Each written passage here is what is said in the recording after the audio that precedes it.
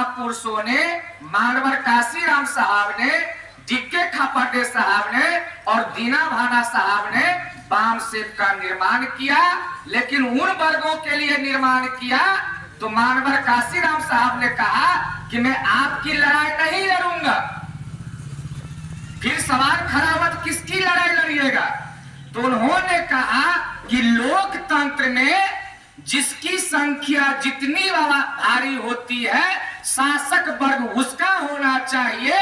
भारत ही दुनिया में ऐसा कंट्री है जो 3.5% लोग 97% पर राज करते आ रहा है। मैं उस परिपाटी को चेंज करना चाहता हूं।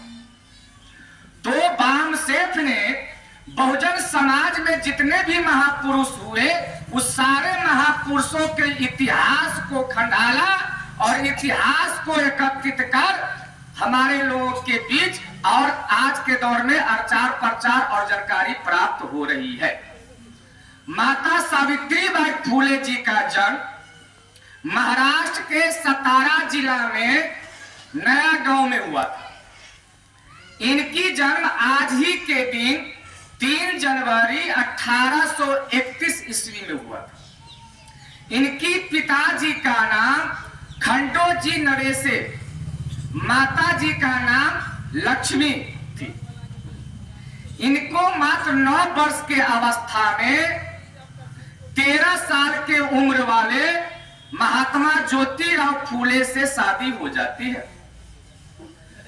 जब माता सावित्रीबाई फूले अपनी ससुराल पुणे आती है तो ज्योतिराव फूले ने देखा कि इनके अंदर बहुत ही तीव्र बुद्धि है और जब ज्योतिराव फूले अपने घर में पढ़ते थे तो माता सावित्रीबाई फूले भी उस किताब को उल्टाती पुल्टाती रहती थी। ज्योतिराव फूले ने अपनी मूर्ख पत्नी को इस देश में प्रथम महिला को पढ़ाया और पढ़ा लिखा कर टीचर ट्रेनिंग का सर्टिफिकेट दिलाया और तब इस देश में 1848 ईस्वी में माता सावित्रीबाई फूले और उनके पति ज्योतिराव फूले ने बालिका विद्यालय का प्रथम स्थापना किया। साथियों, आप लोगों को बड़ी ही आश्चर्य होगा, मात्र 4 साल में सावित्रीबाई फूले ने पूना शहर में 18 स्कूल का निर्माण किया और माता सावित्रीबाई फूले को बालिका विद्यालय, प्राइमरी विद्यालय और प्राथमिक विद्यालय का जन्मदात्री कहा जाता है।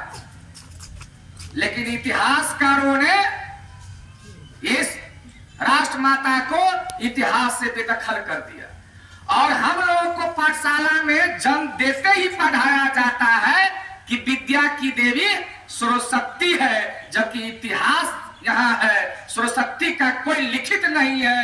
न कब उसका जन्म हुआ, कब उसका मृत्यु हुआ, किस स्कूल में पढ़ती थी, किस यूनिवर्सिटी में पढ़ती थी। आप सोच सकते हो 1848 ईस्वी तक इस देश में महिलाओं का पढ़ने का अधिकार था ही नहीं, तो सरस्वती कब पढ़ लिया? ये मैं आप लोगों पर प्रश्न खड़ा कर रहा हूं और मैं वैसे नहीं बोल रहा हूं, मैं माइक से बोल रहा हूं। केसली में बहुत विद्वान है हमारे केसली में, मैं जानता हूं केसली को भली भांति। यदि किन्हीं को लगता है कि अजीत पासवान यहाँ आके लोगों को गुमराह कर रहा है तो मैं यहाँ चुनौती देता हूं साक्ष्य के रूप में, यहाँ आवे और सच्चाई को कबूल करे। साथियों, जब माता सावित्रीबाई फूले विभिन्न कठिनाइयों के साथ, कड़ी मेहनत के साथ जब बालिका विद्यालय का निर्माण की तो सर्वजन समाज के लड़कियों को घर घर जाकर जागृति फैलाती थी और जब वह पढ़ाने के लिए स्कूल जाती थी तो तथाकथित मनुवादी लोगों ने उनके ऊपर गोबर, पत्थर, गंदगी फेंका करते थे। माता सावित्रीबाई फूले जानती थी कि ये हमारे मिशन से बेदखल करने के लिए इन लोगों का रुकावट है।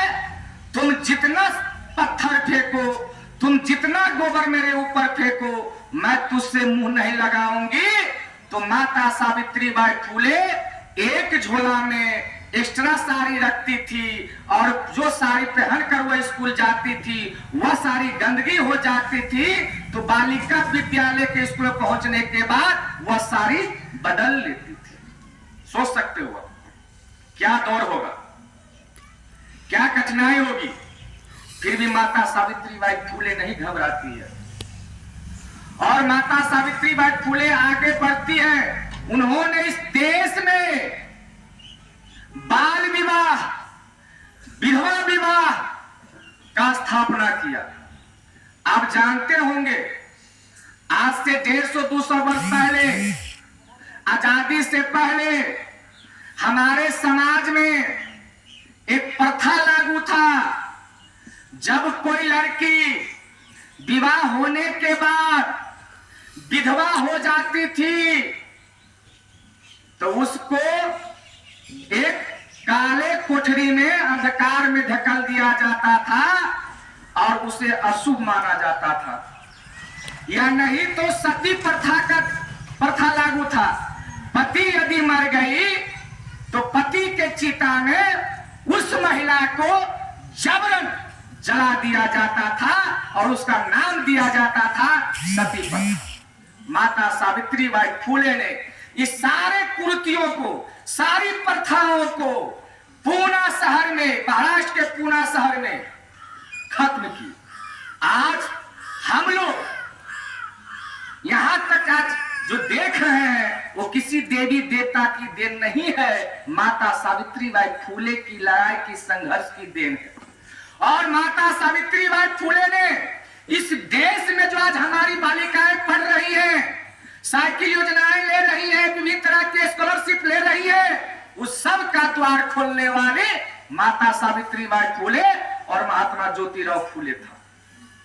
हमारी गौरवशाली इतिहास है दोस्तों। हम ईमानदारी से झुकते नहीं, कर्म से रुकते नहीं। तथा कथित लोगों ने हमें गद्दार का सर्टिफिकेट अभी तक देते आ रहा है। हम गद्दार के वंशज नहीं है, हम मार्शल कौम के वंशज हैं। हमारा जो इतिहास है 1857 ईस्वी का जो संग्राम हुआ था आजादी का, वो किसका इतिहास है आप लोगों को पता है? माता दिन भंगे और मंगल पांडे के बीच में पानी पीने के लिए इतिहास हुआ था। उसको तथाकथित लोगों ने देश का आजादी का आंदोलन का इतिहास बताया और इतिहास में मंगल पांडे को जजाकार कर दिया और माता दिन भंगी जो भंगी थे, नेतर समाज के थे, उनको इतिहास से बेदखल कर दिया। यह है आज एक आपने 3 दिन पहले 1 जनवरी मनाया होगा। 1 जनवरी 1818 ईस्वी में महाराष्ट्र के महार जाति जो अछूत जाति कहलाती है, महार जाति, वो महार जातियों ने पेशवा ब्राह्मणों से, महाराष्ट्र के पेशवा ब्राह्मण बहुत खतरनाक है। मानवर काशीराम साहब ने कहा उनको कि ये एक नाग सांप है, एक सांपनाथ है, जहर दोनों में होता है। नाग जो डसता है वो तुरंत गाज कोटा निकल कर मरता है और सांप जो डसता है वो धीरे धीरे लेकिन बिक चढ़ता है, मरना तय। ये काशीराम का कथन, ये मैं नहीं बोल रहा हूं, इतिहास है। और काशीराम का एक किताब है उन्होंने लिखा है चमचायोग, उसको आप पढ़ेंगे तो बहुत सारी बातों की आपको जानकारी हो जाएगी। तो 1 जनवरी 1818 ईस्वी को पूना शहर में ही हमारे पूर्वजों को पेशवा ब्राह्मणों ने एक मनुस्मृति कानून लागू कर हमारे वंशजों को पीछे झाड़ू और गले में मटका लटकाया जाता था। अर्थात तुम थूकोगे भी तो जमीन पर तुम्हें थूकने का अधिकार नहीं है, तुम मटका में थूको और उसकी बदबू तुम सांस लेते चलो। और तुम जिस पथ से जाओगे तुम्हारा पथ का निशान नहीं हो, इसलिए पीछे झाड़ू बढ़ाया जाता था, उसका निशान मिट जाए। इतनी घृणा हम लोगों से थी। तो 500 महारों ने अपना में मीटिंग किया और अंग्रेज सरकार से मिली भगत कर 28,000 पेशवा सैनिकों को कत्ले आम किया, जो 1 जनवरी मनाया जाता है भीमा कोरेगांव स्तंभ दिवस के रूप में। उसको भी मनुवादी ने इतिहास में दिया। आप कभी पुणे जाएंगे तो भीमा एक नदी है, उस नदी के तट पर भीमा कोरेगांव का जो महासंग्राम हुआ, 500 महारों ने 28,000 पेशवाओं को कत्ल किया, अर्थात 1 महारों ने 56 पेशवाओं को कत्ल किया। तो साइंटिस्ट लोगों ने AK-56 जो राइफल का निर्माण किया हुआ है वहीं से लिया। उस बात समझ में आ रहा है आप लोग? AK-56 जो राइफल है वो 1 महारों ने 56 पेशवाओं को कत्ल किया, इसलिए वहां से इसका नाम AK-56 राइफल रखा गया। ये इतिहास है। फिर माता सावित्रीबाई फुले धीरे धीरे आगे बढ़ती है। उन्होंने एक ब्राह्मण विधवा महिला थी, इनका पति मर गए थे, उनके ससुर और भैंसुर और देवर उस विधवा महिला के साथ दुराचार किया जबरदस्ती। और दुराचार करने के बाद जब वो गर्भवती हो जाती है तो उसको समाज में दुत्कार देता है, यातनाएं देता है। उस विधवा ब्राह्मणी महिला का नाम था सुगनाबाई। सुगनाबाई रात में कुआं में डूबने के लिए आत्महत्या करने जा रही थी। संयोग से ज्योतिराव फूले उसी रास्ते से गुजर रहे थे। उनको नजर आ गया कि कोई महिला इस कुआं में कूदकर हत्या कर लेगी।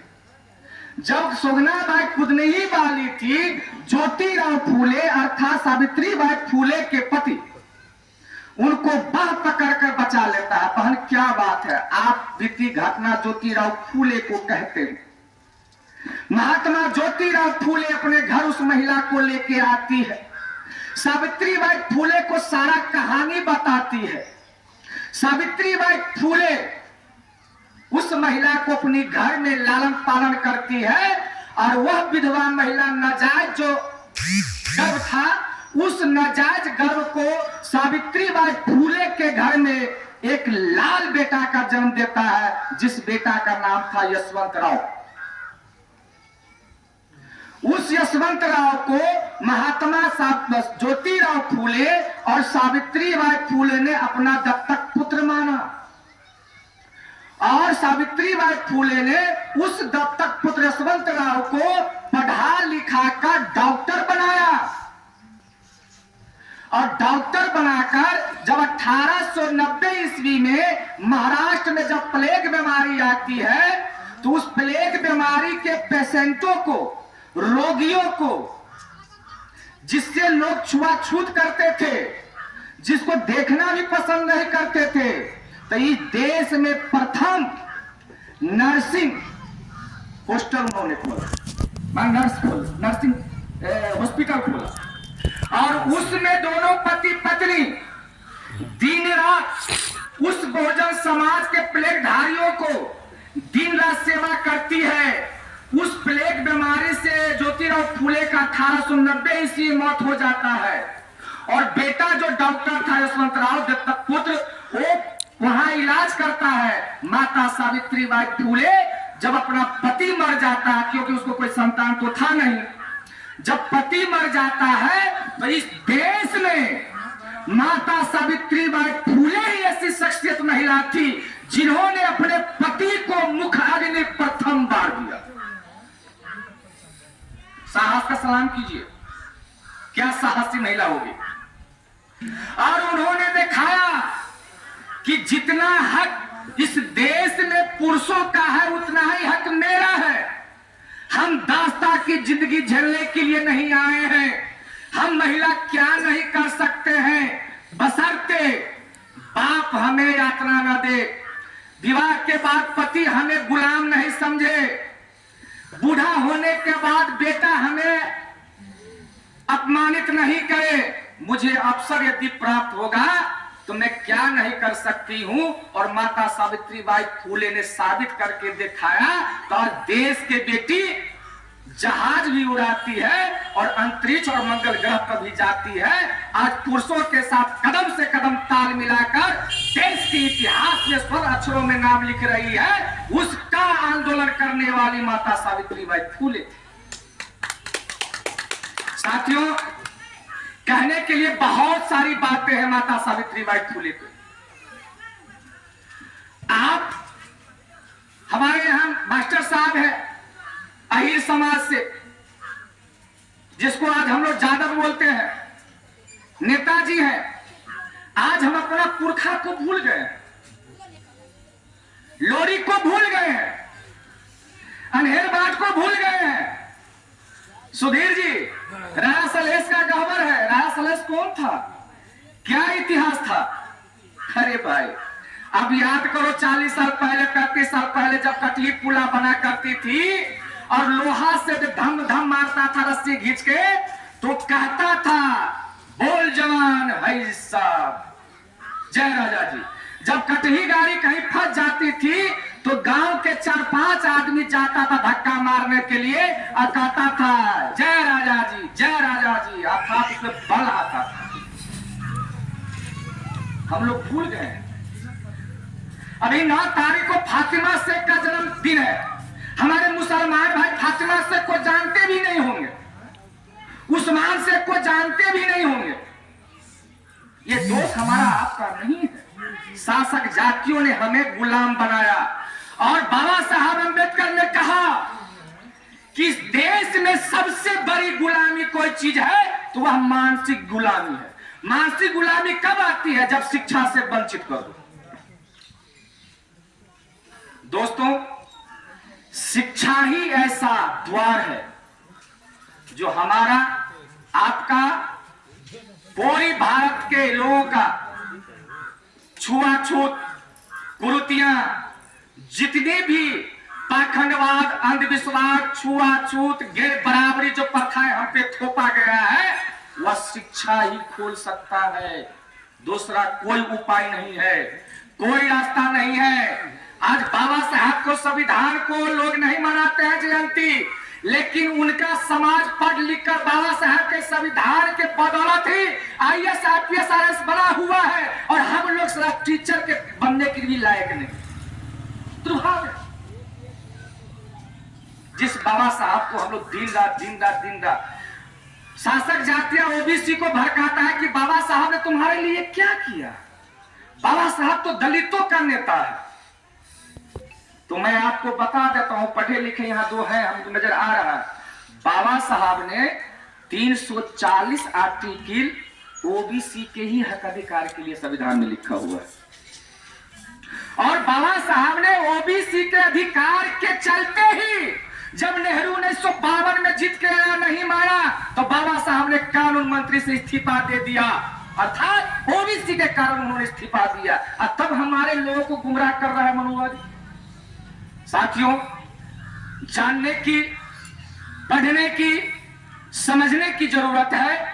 मैं इन्हीं बातों के साथ अपनी बात को विराम देता हूं। आप लोगों ने मेरी बात को ध्यानपूर्वक सुना, समझा, इसके लिए आभार, धन्यवाद। जय हिंद।